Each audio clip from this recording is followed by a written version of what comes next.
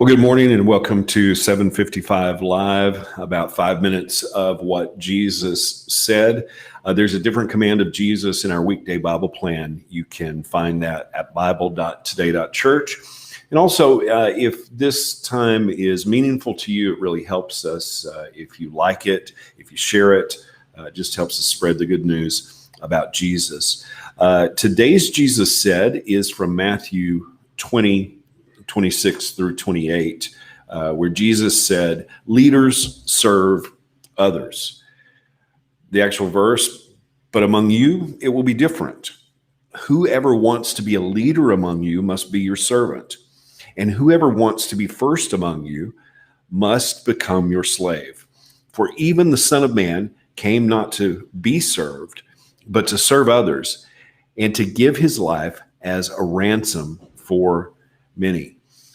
Jesus said, leaders serve others. The context of these verses, one of the disciples' mothers had asked, hey, can my two sons sit in the places of honor? Can they be at your right hand? I mean, Jesus had just talked about that he was going to be crucified, and here they are trying to decide who's going to be in charge, who's going to be the leader. And it was in that context that Jesus said, hey, don't be like the Gentiles. Don't lord over others, but be a servant. That's how you lead.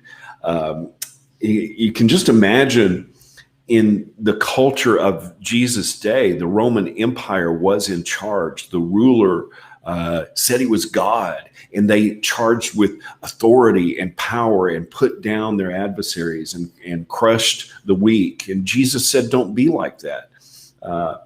It's not about who's in charge. It's about who can I serve. In Philippians 2, we're told that Jesus came not to lord over others, but he literally emptied himself. He made himself of no reputation to serve others, and we're to have that same mind and that same spirit. That's how we lead. You may say, well, I'm not a leader. I'm not in charge of anything. Well, in the kingdom, everyone is a leader because everyone can serve. Everyone can love someone else. When Jesus interacted with the woman at the well, she didn't get her life all together.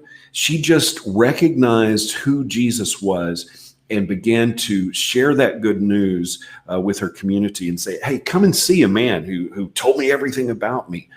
She, in her state as she was, became a leader because she brought others to Jesus. You are a leader.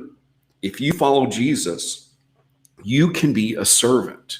And that's how in the kingdom of God, we are in charge. We're not in charge by having a certain position, having a certain title, having command or charge over others. That's how the world treats leadership. That's how the world tries to be in command and use our authority over others. That's not the kingdom of heaven.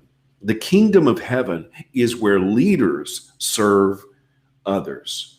You can be in charge of loving and serving someone else. That's the example that Jesus gave. That's who we are called to be. We love God as we love our neighbor as ourselves. Leaders serve others. And if you're following Jesus, you should be leading others to him. And we do that not by being in charge, but by loving, being kind, being merciful, being gentle.